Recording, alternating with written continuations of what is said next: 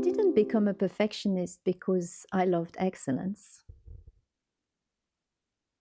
I became one because it solved a problem that started in my childhood.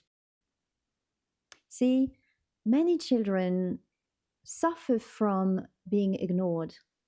It wasn't my case. I wasn't ignored. I wasn't invisible. I was seen. It's just that I was seen for all the wrong reasons.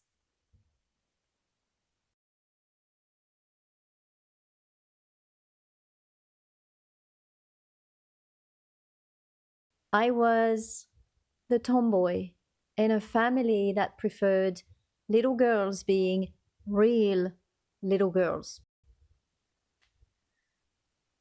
I was a bookworm with a mother who firmly believed that reading books was for lazy people. I was the skinny girl with buck teeth next to a sister who was constantly praised for her beauty. And yes, my sister was very, very beautiful. Me, walking skeleton, they called me. I'm not telling you all this so that you feel sorry for me. No, because look, in the end, it all turned out fine. I developed a decent sense of humor and a pretty good ability to put things into perspective. So, this is just context. See, during my childhood, no, sweetheart, during my childhood and teenage years, I felt rejected because every time I was looked at, every time I was seen, I was criticized. Not critiqued like an elaborate seafood dish in a fancy restaurant. No, criticized. And somewhere in that wonderful brain of mine, an equation formed. Seen plus criticized equals I'm not good enough. I suck. What a shitty equation. So, I had two options. Option one, become invisible so that I would no longer be seen and therefore no longer criticized. But invisible, my little heart said no. Option two, become so good at something that when people saw me, they'd go, ooh, and they would want me in their tribe. I liked option two. Option two was a brilliant strategy when you think about it. I would be seen and admired. I would be welcomed, not rejected. All I had to do was become exceptional at something. Easy. Enter roller skating.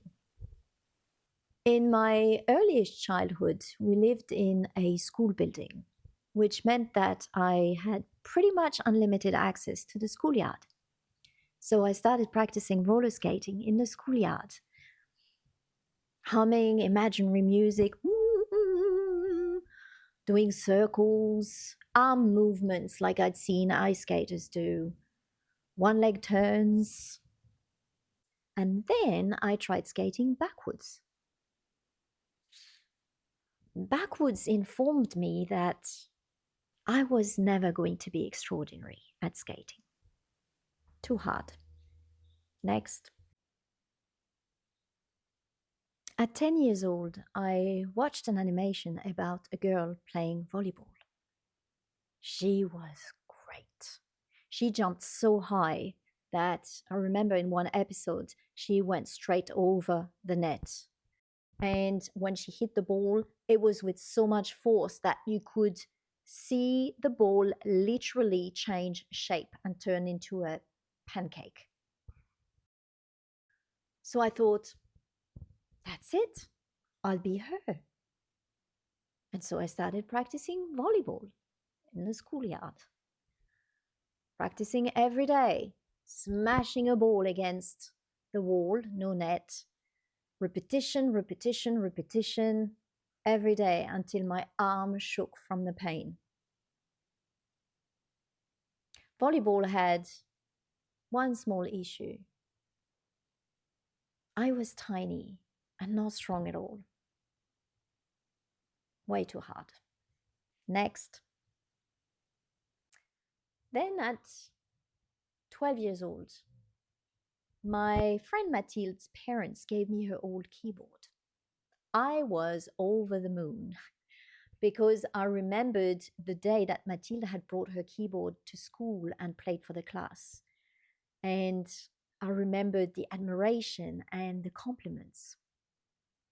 Yes, that's it. I will play the keyboard. So I started practicing playing the keyboard. I played by ear because I didn't have any partitions. So I would hum tunes and then I would try and find them on the keys. I wasn't bad, but I wasn't instantly brilliant either. And here was the problem. My sister was already admired. My friend Mathilde was already admired.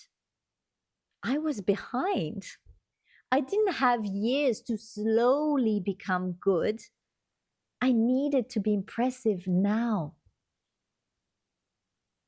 So if something took too long, next. If something was too hard, next. And so while I was chasing mastery and abandoning it again and again and again, my wonderful brain once again came up with a backup plan. If I couldn't yet be admired, I would at least become uncriticizable. No space for criticism.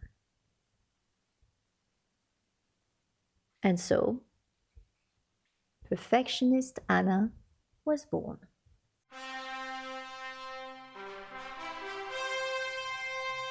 And that strategy, that one stuck. It followed me into adulthood, into every job I ever had. I had many. Cleaner, I will sweep your staircase so well that you will be able to lick your steps and not taste a speck of dust. Personal assistant, oh, I'll write those letters for you. I will work overtime for free. Every I dotted, every T crossed, and I promise you that the stamp will be perfectly straight on the envelope because God forbid it leans 1 millimeter to the left. Interior decorator. Wait. I must go back to that client's house and change the angle of the blue cushion on the sofa. Pilates teacher. If there is one profession that is custom built for perfectionists, it's that one. And you know what? It worked. As a strategy, perfectionism was very effective. It got me awards, compliments, promotions. It even got me articles and photos in newspapers. So on the outside, gold star. On the inside, exhausting. Not physically exhausting. I had plenty of stamina, but mentally. Because of the non-stop chattering in my head. Did I do that right? Maybe I should have said it differently. Maybe that wasn't perfect enough. Maybe I missed something. See, the problem with building your identity around being uncriticizable is that you end up living your life like someone is always about to inspect you, even when people admire you. Actually, especially when people admire you. In France, there's a warning sign that you see at level crossings. It says, un train peut en cacher un autre. And that means one train may be hiding another. For me, admiration was one train, and criticism was the other train potentially hiding behind it. I was constantly adjusting, constantly making sure, constantly scanning for the weak spot. And so, yes, over time, it got more and more and more exhausting. Until finally, I started to realize that I was confusing perfectionism with drive. I was confusing perfectionism with ambition. Perfectionism gave me visibility and praise, plenty of it. But it never gave me rest.